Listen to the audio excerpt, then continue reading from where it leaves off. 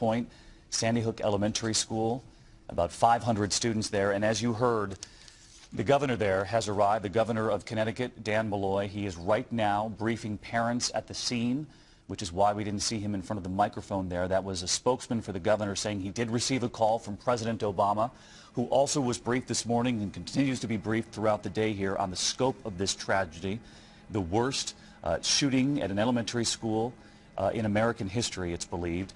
Lieutenant Paul Dance with the Connecticut State Police there speaking a moment ago, and I was struck by what he said. Every door, every crack, every crevice inside that school has been searched. The entire school searched, now secured, he said. He did deliver the news, several fatalities at the scene, and he said this number, at least 27, includes students and staff at the school. He said the shooter was deceased inside the building. He did not mention more than one shooter. As we reported earlier, Chris Cuomo has been told by sources that at least initially it was believed there could be two shooters, which would explain the searching outside the school.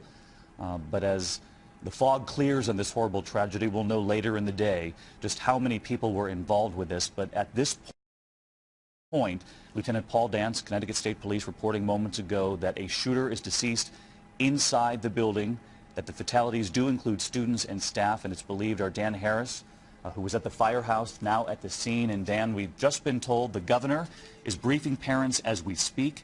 That governor, Dan Malloy, has heard from the president earlier today condolences from Washington on what is simply a horrific scene playing out in Newtown, Connecticut today.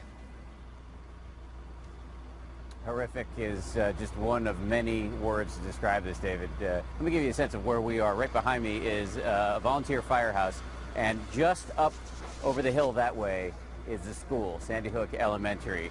This volunteer firehouse is where all the children from that school were brought in the moments after the shooting broke out. This is where parents were told to come pick up their children, and we've been here for some time now, really just watching a steady stream of poignant scenes, parents coming to pick up their children, leaving with looks on their faces that really tell the whole story. They are crestfallen, their faces are gaunt and drawn and pale. There are a lot of tears, a lot of trying to shield the children from the eyes of the media gathered here. I talked to one mother who was leaving with her 8-year-old. The 8-year-old told me that when the shooting broke out inside the school, there was a lot of crying, some screaming, but generally relatively calm. The kids were told to leave the school immediately and come here to the firehouse. Spoke to the mother as well. She said she felt like she needed to pinch herself because of the unreality of this. It is so incongruous to be having this type of event playing out against this backdrop, David. I can't